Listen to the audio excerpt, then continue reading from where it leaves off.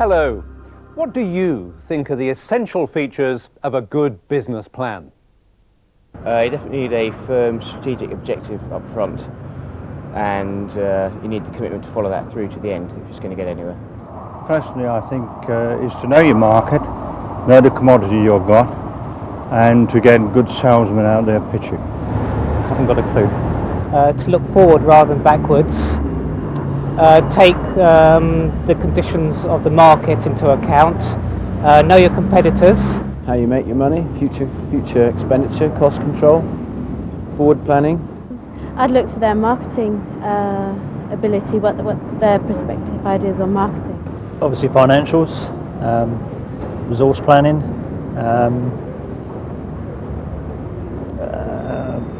and obviously a general look at the focus and strategic direction of the business. Well, hopefully this programme will tell you whether you're right or wrong. It's an unusual organisation that doesn't have some sort of plan, but in smaller enterprises, as often as not, it's contained in the heads of the business's owner or the managers. In this session, we look at how to put together a properly structured business plan and focus on the essential information it should contain. Through this, you should be able to apply the lessons learned, not just to your clients, but also to your own business. Well, I'm joined by Stephanie Blythe, who runs her own development and training consultancy and who will be providing advice on best practice in producing an effective business plan. So, Stephanie, for small owner-managed businesses, why do they need a written business plan? Well, they're often introduced to the plan by being asked for it by a banker, and so often it's a financial prompt. But the great thing about the business plan is it makes people look at the whole business, and they can often see gaps which are helpful in managing their own business after that. Right. Now, the accountants and other advisors are going to be able to help with the financial side of things, aren't they? Can they be expected to help their clients with the other aspects, though?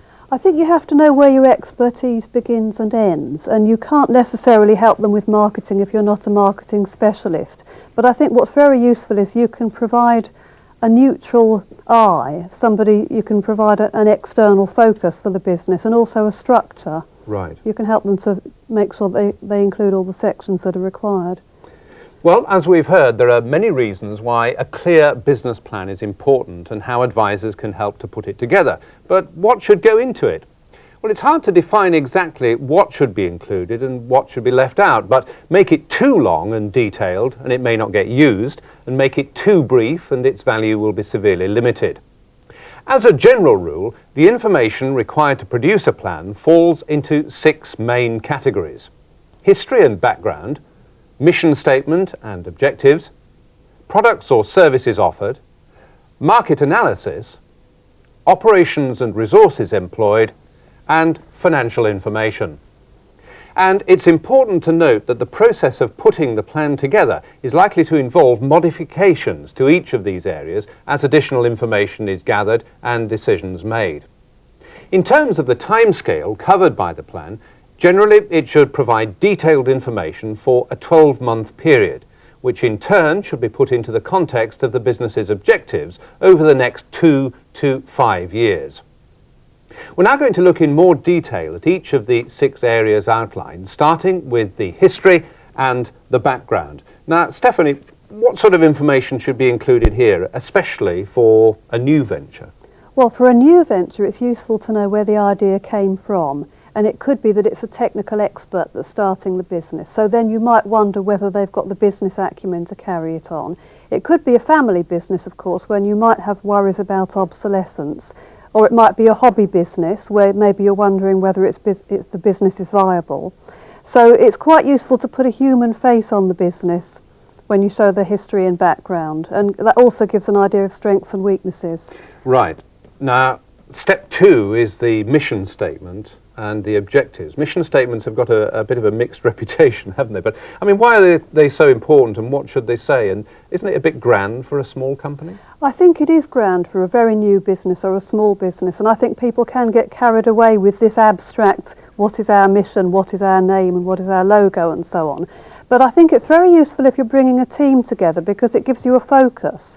And it can also help in terms of how you want the business to be seen, in a sense, your marketing picture.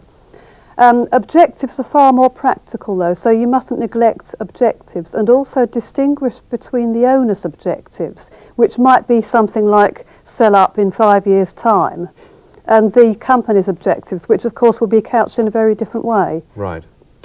Well, the next section of the plan should cover the products or services offered. The organisation should make as clear a statement as possible about these. Not only is it useful to third parties, but it will also help focus the minds of management and employees. It's important to be specific. A rambling description of the finer points of a particular component is unlikely to impress the readers. But if the product or service has a USP, a unique selling proposition, then this should be included, as should details of any planned product or service developments. The next section should contain a description of the marketplace.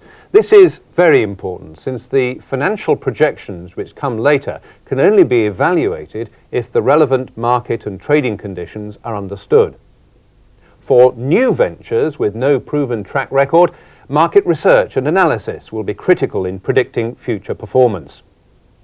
Information and analysis about the market should include the target market, its size, whether it's seasonal, growing, declining, or static. The customers, their characteristics, the benefits they require, details of specific clients, etc.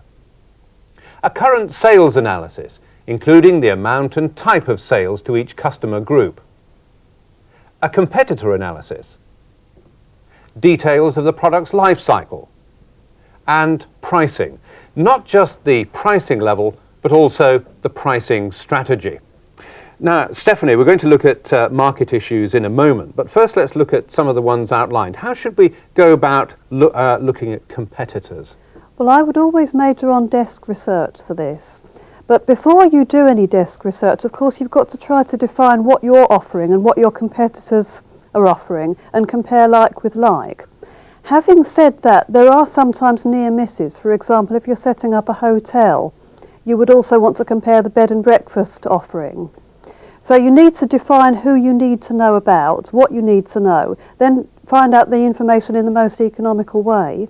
And people like Mintel provide a lot of information on general market conditions and specific businesses. Also, you can look at brochures and catalogues and pose as a customer, use your contacts, do direct market research, but I'd always major on the desk research first because it's far more time, a more effective use of your time. Right, but would you have to pay for a lot of this sort of information? Some you do, some you don't. A lot is free. You can go to specialist business libraries, Business Links for example, or the British Library, or maybe your trade association if there is one. Mm-hmm. But you call this a desk? Yeah, desk research is when you look up what other people have done, and of course they've got marvellous resources which a one-person or a five-person business can't possibly have. What about the pricing strategy then? What sort of factors need to be taken into account here? Well, the first thing again is your competitors, because if you understand what your competitors are offering, that will give you a price range that you can go in. Within that range, and I think generally you have to stick within the price range that the competitors have set, but within that range you've got to think whether you're going to go for a long-term horizon or a short-term one.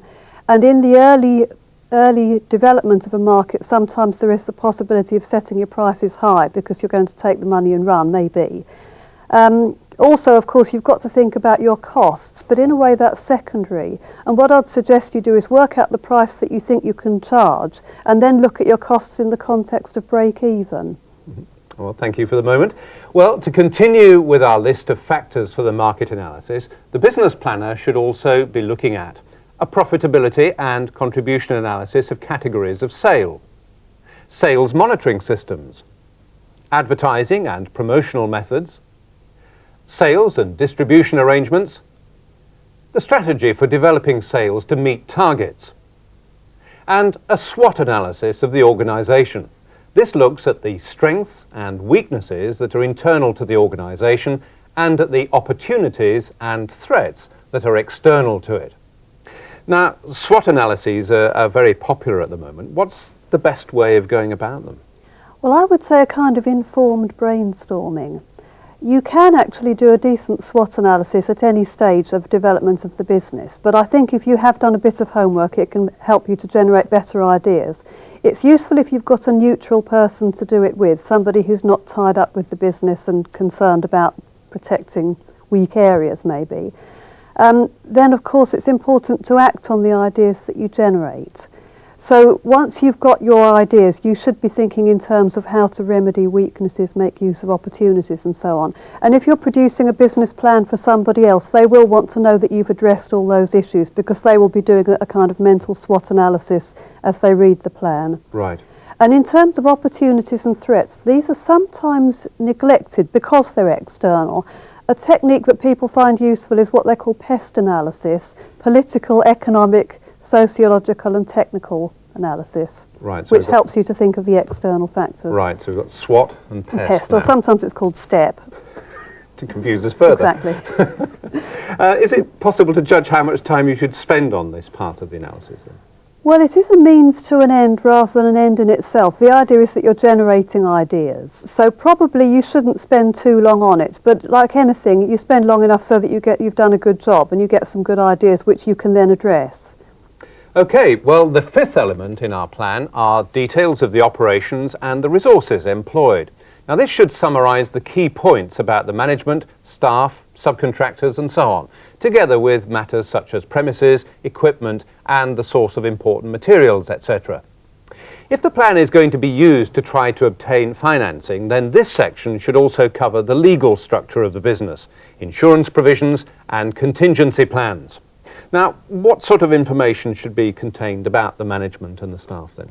Well, it's normal to put in a CV of the key management people.